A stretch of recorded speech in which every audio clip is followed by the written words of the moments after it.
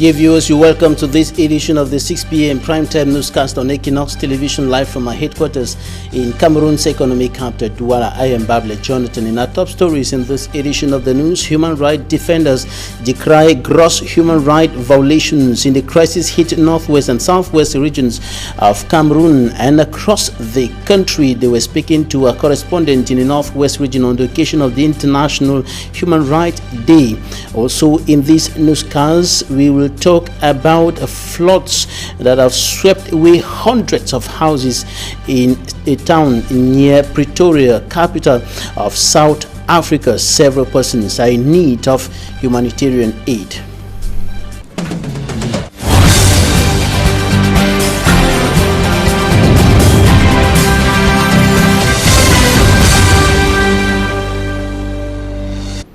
Thanks, dear viewers, for joining us in this edition of the news on Equinox Television. We begin right away on human rights news. Human rights defenders in the Republic of Cameroon decrying what they have qualified as gross human rights violations and abuse in the crisis-hit Anglophone regions of the Republic of Cameroon, the northwest and the southwest regions hit by socio-political and security crisis for close to 3 years today. And of course, across the country, the human rights defenders were speaking to a correspondent in the northwest region, Boostel, on the occasion of the International Human Rights Day, and one of them, Gabi Ambo. Take a listen to him. Human rights violations have definitely been carried through by various actors, and most especially, the government officials, making special reference here to the military, and to a lesser extent the non-state actors who actually erroneously, mistakenly doing the wrong things, what definitely is not what they supposedly intend to do. Because the level at which we are living the reign of impunity in our communities is actually alarming, and it is calling for attention. And I suppose that even the international community, in trying to impact on actions on ground, has definitely not got that much as they would have loved to, because there is that complicity, I want to put it, that the government is giving its own narrative, and that seems to be swaying the people away. This is condemnable, and it's unpardonable that no matter what the circumstance, no matter who is involved in what act, that you're taking away life, you can't even contribute in making life worth it.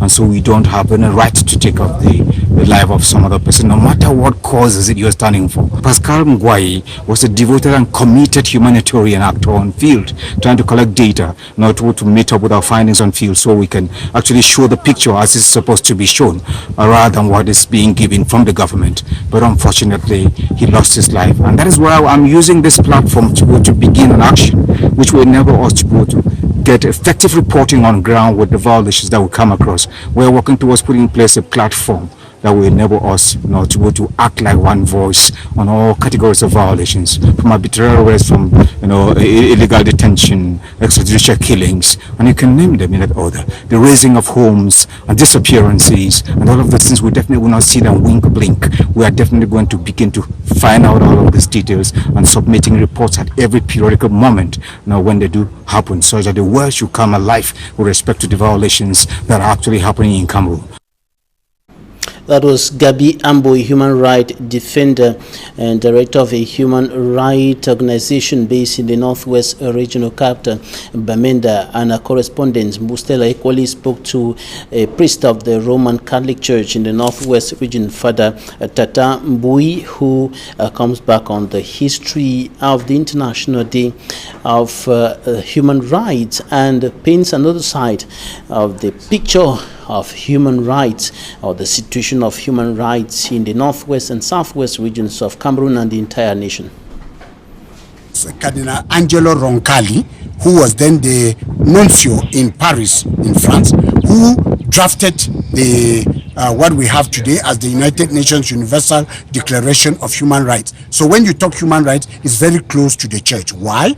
Because for the church, each and every one of us is created in the image and likeness of God, equal. And because that is the basis of our equality, the basis of our dignity, the basis of our human rights. There are two types of rights. They are what you call inalienable rights, rights which I don't need you to give me, they are mine. And you have no right to intervene on them. My right to life, for example, my right to live a decent life, my right to think freely, and my right to be who I am and to belong to a country. That's an inalienable right. You can't deprive me of such rights. Then there are rights which are achieved, and which are achieved constitutionally or by where I belong, etc., which are given by what you do and by some other person. Now, often we misinterpret and we transgress even on both inalienable and ungiven rights. You have no right. Nobody has a right to take away the inalienable right of another one. You cannot decide that I will not breathe air. You cannot decide that I will not be alive. You cannot decide that I will not have water. These are not for you, anybody, whoever the person is, to decide. And so on a day of human rights like this, we look at our own country, we look at our region, and we see within the context of the present armed conflict, the abuse of human rights has been colossal. Honestly speaking, nothing like this has ever happened before. And we should be ashamed that we are moving around talking and we have finished killed people, we've tortured people, and some are still being tortured and killed. We should be ashamed of ourselves. You realize that you are as human as I am. And there's no person who is more human than other people, no person whose own personality is better than another, who is more of a person than other people.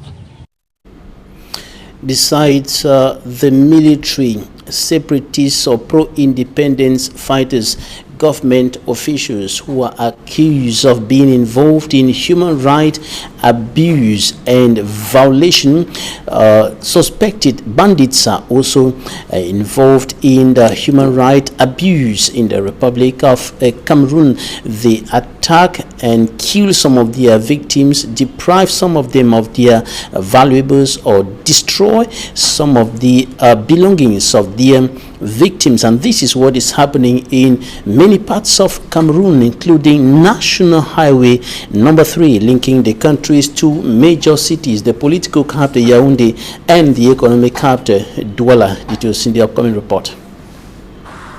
Growing insecurity has become a major problem to users of the Idea-Poma stretch on the National Road number 3.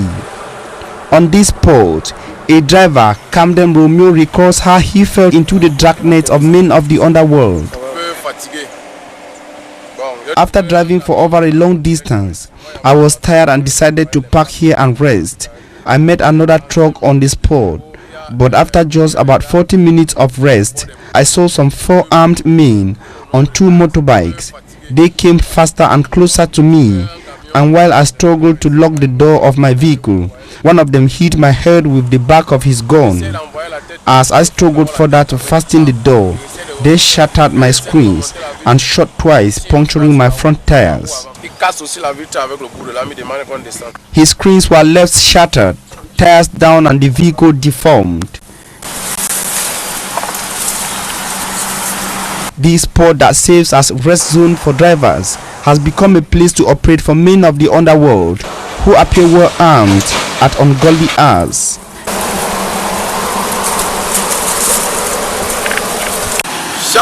The attacks are daily. We only thank God each time we go and come back safely. My colleague and assistant driver were taken into the bush and robbed of every valuable at gunpoint the other day.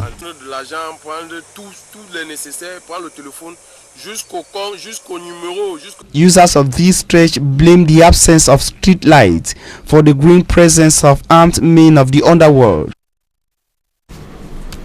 Now we're going to talk about a story that may be very funny, but falls within the context of human right abuse in both directions. And we are talking about a tenant who locks up the landlord in his own house for over 2 days over a quarrel they had concerning the payment of rent. And of course, as Manjik and Gabriel went checking out what has been happening as far as that story is concerned, and the situation of the tenant, or rather the landlord, who was locked up by his own tenant and later released only by forces of law and order. His report. From a distance view, an observer will think the man at the window is having fresh air through his window. But going closer, it's clear he has been locked up inside and cannot go out through his door in front or behind. He was told to leave the house, and since he has refused to leave, they quarrel every day, and he says it is at his own convenience that he will leave the house. But before leaving, he promised to bury the landlord alive.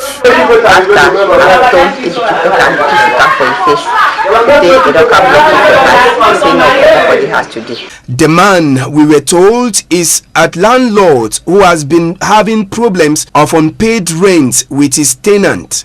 Their latest dispute saw the tenant promising to cut his landlord with a machete that forced him to enter his home for safety. Unfortunately, he was locked up by the said tenant. After staying for 48 hours, unable to leave his house, inhabitants of Quarter 10 reported the case to the gendarmerie, who came to the scene and gave orders for the door to be opened.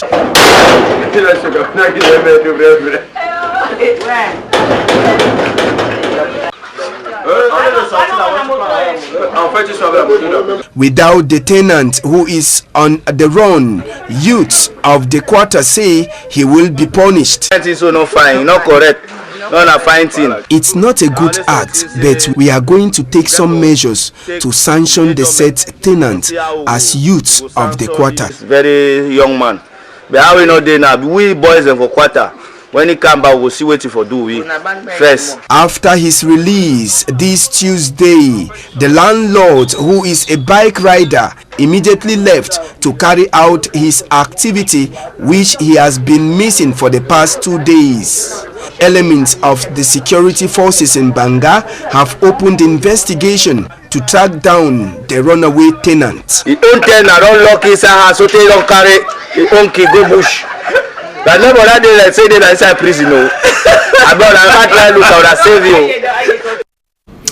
A landlord locked up in his own house by a tenant in Banga, in the Mongo Division Littoral region of the Republic of Cameroon. And from Banga, we're taking you now to Bodmakak in the Nyong and Kele Division, Central region of the Republic of Cameroon, where the people are living in difficulties as a result of the absence or inadequate supply or provision of basic amenities, including electricity and potable water. And Smart Njikan Gebre, or rather Innocent, as he compiled the story.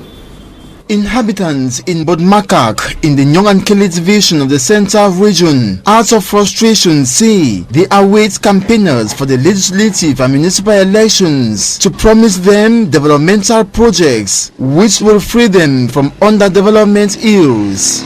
A point of view supported by the divisional officer, Post Francis Alex. C'est le problème de mauvais management. Dans les grands réservoirs sont même logés à la résidence des sous-préfets. Ne sont pas fonctionnels jusqu'à présent. The nightmares are brought about by lack of electricity, not only in houses but also in administrative institutions, including the Bodmakak Integrated Health Center that has been abandoned.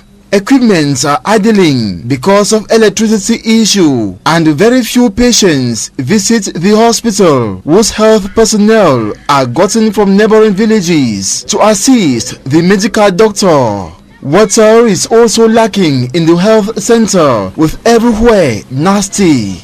The water crisis affects the entire municipality, with the population relying on a lone borehole. Inhabitants line up their buckets and containers or queue up for hours to pump out the water. Ce n'est que la seule pompe qui est ici là. En dehors de ça, rien. On veut de l'eau. Les fourrages nous manquent. Children after school spend the rest of their time scrambling for the precious liquids than studying. À partir de 14 heures, et rentrer même aventure. Bouger le long ici la faute. Venir de poste municipal le matin, 4 le matin. From the exasperated look on the face of the divisional officer, it is clear he too is affected. Je ne sais pas exactement, il faut peut-être rapprocher le maire. Qu'est-ce qu'il fait en sorte que le projet général. He wishes the people organize themselves to realize projects to better their living standards. Il y a tout un mutisme tout autour de ça. To the inhabitants, half bread is better than none, as they await nothing else but fruitful campaign promises from politicians in the days ahead. Coming up, Immaculate Fogue tells us how refugees from neighboring Central African Republic living in the Betwa in the Republic of Cameroon surviving, managing to put food on the table on daily basis through a farming program or initiative put in place by the World Food Program. Her report. Refugees coming from Central African Republic come from farming backgrounds, but access to farmlands is often a key barrier for most of those living in Cameroon who wish to continue with the activity. In a bid to address the plight of some refugees living in the east region of Cameroon, a community farmland has been offered to them. The objective of this community development project, initiated by the World Food Program, is meant to improve their living standards.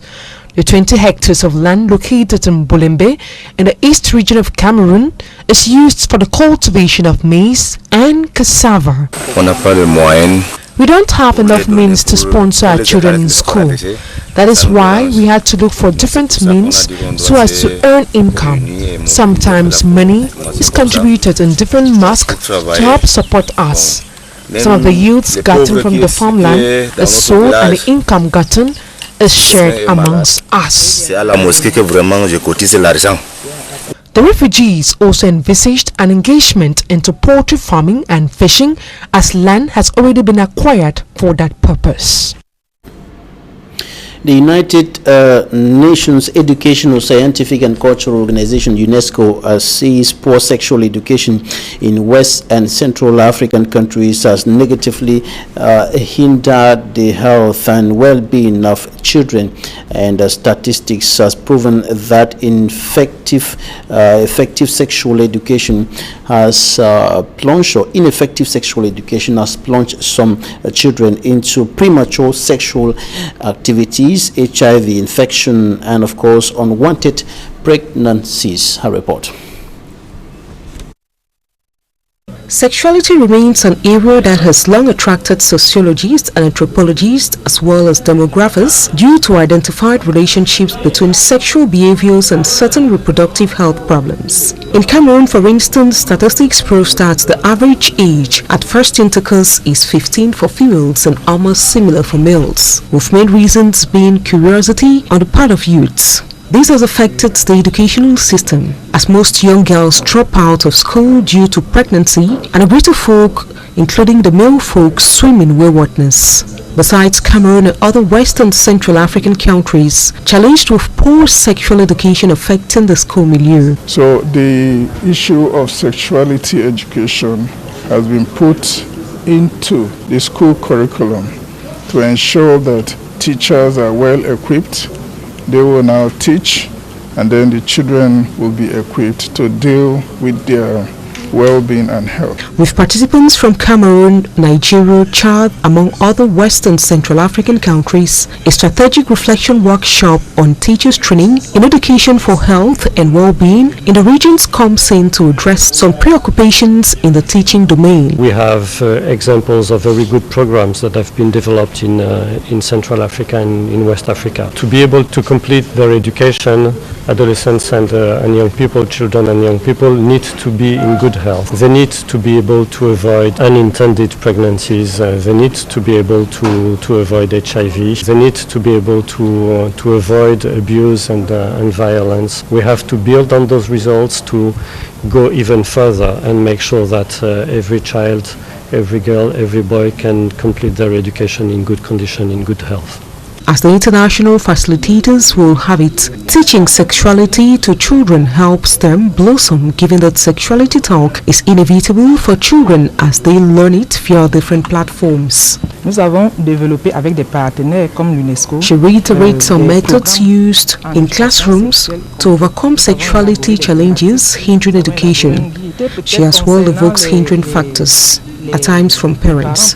Parents considèrent encore ces aspects comme tabou. With further aspirations, the workshop aims to promote promising solutions and innovative ideas that enable countries to accelerate the scaling up of teacher training in health education through the most effective and efficient approaches.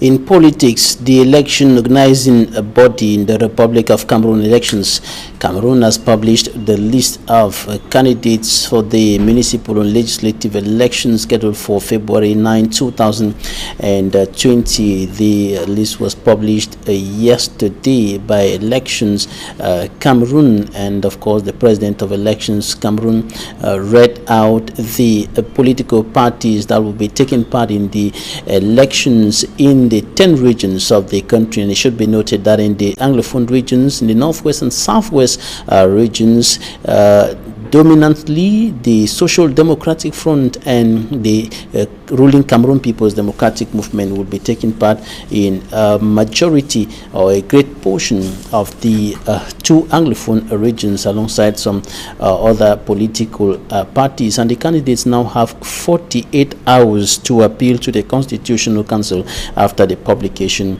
of the list. Now, out of Cameroon, heavy rains have battered parts of South Africa, submerging whole neighborhoods and flooding coal mines and power stations in a country already hit by electricity blackouts. At least 700 homes have reportedly been washed away near the capital Pretoria, and the state-run power company warned of further electricity cuts, saying heavy rains had affected its operations. And of course the cuts have halted gold and diamond production at some mines. And all Algerian court has sentenced two former prime ministers to long jail terms amid a huge corruption investigation. Ahmed Ouahia was sentenced to 15 years in prison, and Abdel Malek Salah to 12 years. They were accused of abusing authority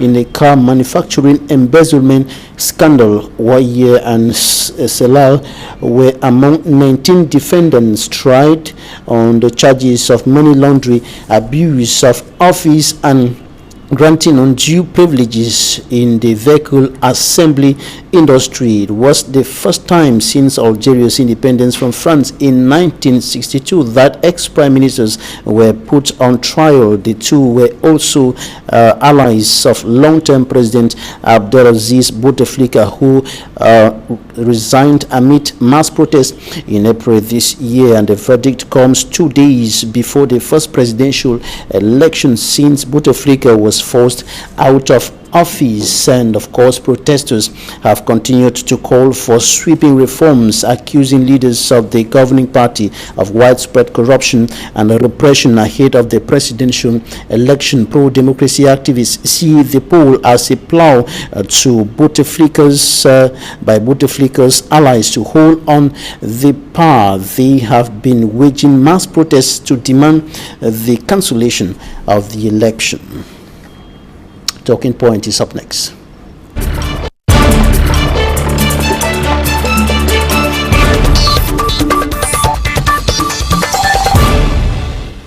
Thanks for staying with us in Talking Point. We're receiving a political analyst, militant of the Cameroon Renaissance Movement, CRM political party, TAYONG. Elvis, you're welcome. Thank you very much. It's my pleasure coming here. And once more, special greetings to President-elect Professor Maurice Kamto, and also to Paul Chekfomiki and Chantal, who are the guys on the move as we move on. Your party stands firm on its position with regards to the municipal and legislative elections of February 9, 2020. You're not going to be taking part. of course, we're not going to be taking part. The indicators are already clear on what is happening already. When you find illegalities stepping in, you find the violations of the electoral code, which we even asked for it to be amended and was refused. When you find ELECAM itself and the government bench in Yaoundé violating most of two of those outstanding electoral code, it tells you that we are moving towards irregularities. And once you have irregularity, it gives birth to illegitimacy. And illegitimacy tells you the elections, from every indications, are supposed, as I speak now, to be null and void. Yesterday, the president of elections, Cameroon, was respecting the law by reading out or making a publication of the list of candidates for the twin elections within the deadlines. But you're talking about violation of the law. Yes, total violations of the law. And you know, when we complain that the laws are bad, it becomes worse again when you even refuse to respect the laws that we even know that they are bad and need what we call reforms. For example, let me pinpoint to televiewers who are watching us right now.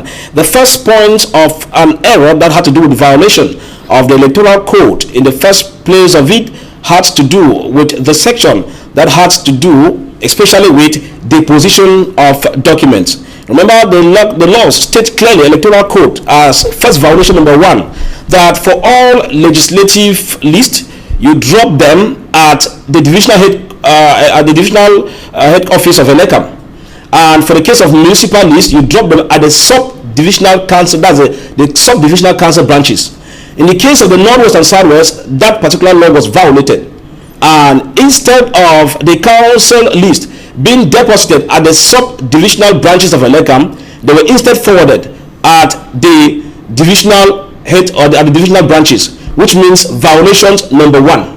Violation number 2, in Article 187 of the Electoral Code, it stipulates that after the deadline, after the deposition of the files, ELECAM has within 60 days to publish the list of candidates, not the list of parties, the list of candidates vying in, and not the list of parties vying in. It means that in this clear text, ELECAM has violated its own law, because as we speak now, we only get the parties and statistics concerning those who are vying in, but we don't get the names as specified by Article 187. Therefore, in violation of these two laws put in place, the elections, from every indication in legal terms, are already null and void as I speak now. Null and void. But when you look at the functioning of elections, Cameroon, and you look at the personalities who are at the helm of those institutions, where's the problem? Is it that they don't know the law, or they decided to ignore the law? There are two things in place. First, the laws are bad, explaining why we have been agitating for electoral reforms. 2, for the few areas where the laws are even bad, they decide to violate them. Not that they don't know, because they want to suit the whims and caprices of the person that appointed them to be there at ELECAM. Do you know that from every indication and investigation put in place, you will not get the names of candidates vying in for, but you get the contrary views against Article 187, instead the names of political parties, for the reason that ELECAM is telling us that they don't have an updated list of candidates, which means from every indication there are lists that are not up to the expected number of candidates to make up the complete list.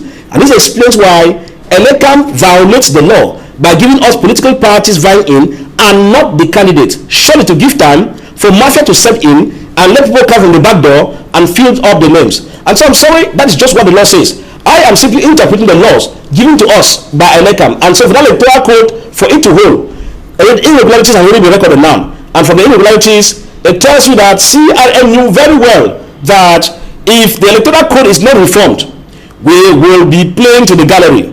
And of course, as we said earlier, taking Cameroonians hostage by the CPDM and groups of persons within the rank and files of the government is an issue. We will not be party to that.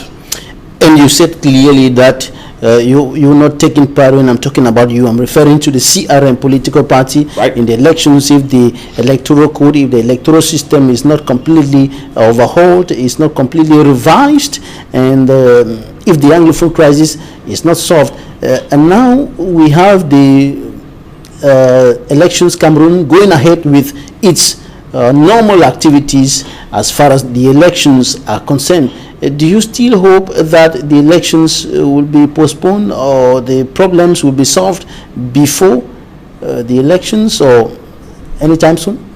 Well, our stand is clear. Whether they are postponing the elections or they are forging ahead to put in place an election that lacks credibility, that becomes their own cup of tea. Our own cup of tea has been that once you forge on for election, when my own backyard, because I come from the English-speaking part of the country, if you forge on with elections, when my backyard is bleeding, it means it's an indication that you are simply legitimizing the separation of the Southern Cameroons from La Republique.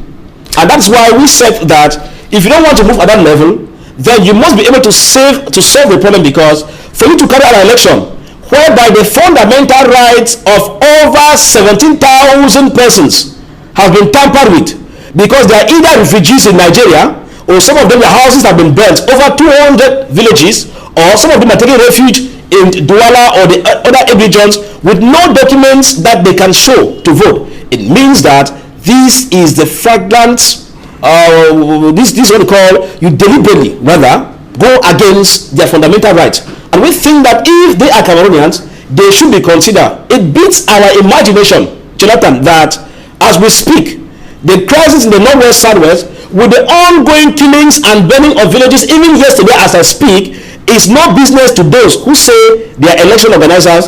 And therefore we discover that we cannot be party to it. As we said, if Elekam and the government likes, they could go ahead. But one thing we know is that the election, from what I've cited, violation of the electoral code, moving ahead with the dispensations of not allowing legitimate persons to go in to vote, means that the elections will be lacking credibility. And of course, from every indication, it should be reviewed if the government thinks that they mean business not to separate this country.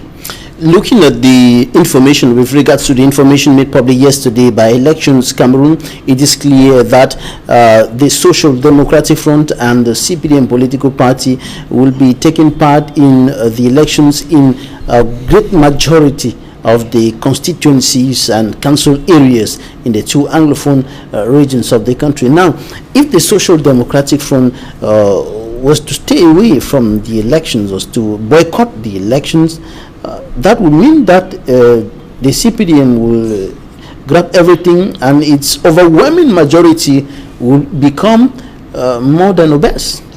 Well, you know, for us, our problem is not whether which party is going in or not. Our worry is that those who go in for the election, caring the less or the damn about the current happenings in the Northwest Southwest, are equally party to the ongoing unrest in the region. Because if you are a political party, you are going for, who are those to vote? You expect voters to be there, right?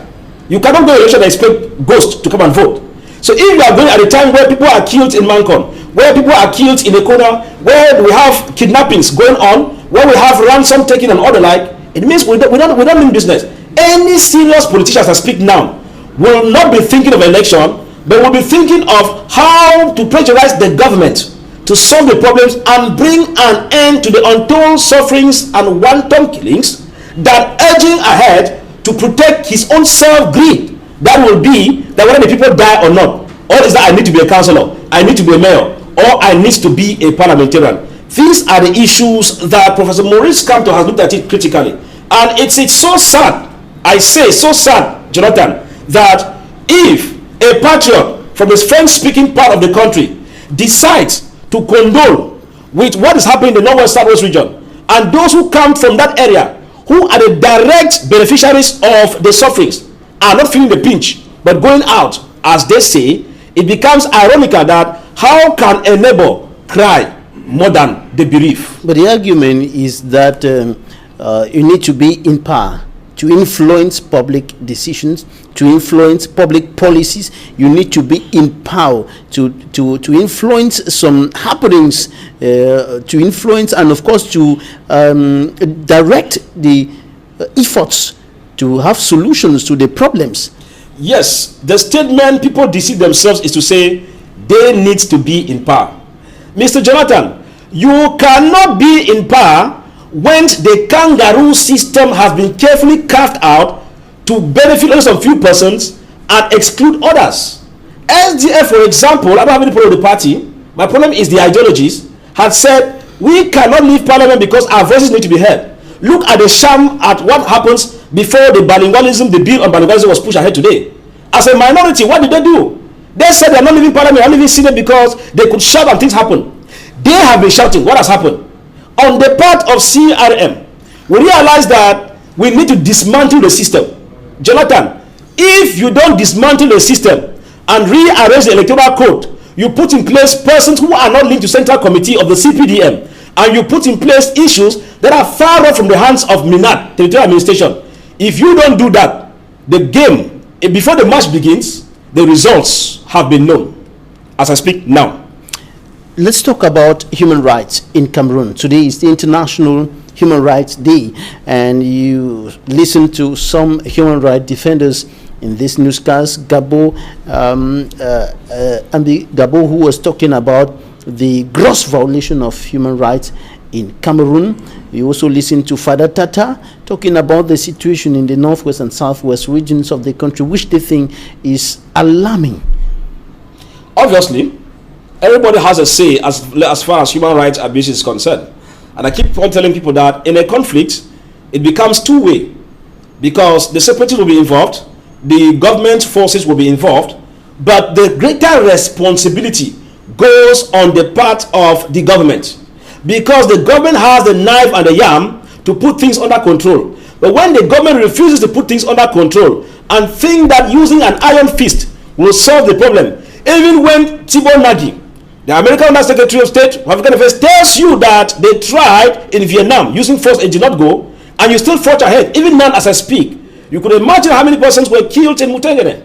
Of course, bumping into the house and dragging young men out, it is a cause for concern. We all are yearning for peace, but you cannot be yearning for peace when you still have gross violations of human rights on both sides, as I keep saying. But I worry here is that on the side of the military that they call, on the side of the government that they say they are professional, theirs is more alarming. And we think that apart from mere statements of talking about abuse of human rights, it is time that people need to face their music, meaning that files need to come up. International organizations talking about human rights need to put their files and drag them even to ICC, because we must be able to give an account of a single soul, Jonathan, that will take away, because God's creates man and is the only one who has the right to take away soul, and not even a soldier who will see somebody and fire at in the name of this is an amber. These are the things that we have been saying, that no to the war in the northwest and the southwest, but some people take us for a fool because they have personal hidden agenda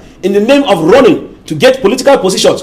Who will they be governing? If you go to Mwa, you want to be mayor, you want to be a councillor in Mwa, or you want to be a parliamentarian, say in Guti, who will you be controlling there when everybody is in the bushes? Are we going to have councillors, parliamentarians, mayors who live in Yaoundé and Douala and control? It cannot go, because in the municipal election, as you see us insisting, it is a grassroots oriented election whereby the people on the ground must be present. If not, we are simply saying that we are legitimizing the separation of this country. What should be done?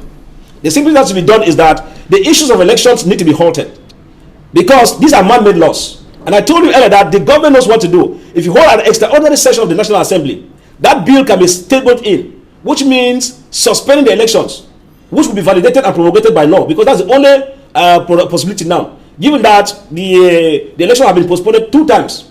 If you take this second this view that I'm giving now, passing through the National Assembly, calling an extraordinary National Assembly, is halted. And once halted, the government gets into jading dialogue. I repeat, jading dialogue, whereby principal actors, including Ayuk Seseko and co, and those who are imprisoned are released, alongside with those in the diaspora, permitted to meet at a neutral ground, accepted by both parties. Then can we say dialogue has started, and that will be the legal way for peace in the Northwest and Southwest, then can we come back to begin to talk about issues of elections depending on the resolutions on the said dialogue that is expected to be genuine. I say genuine, not a fake one that does not give us the results as expected.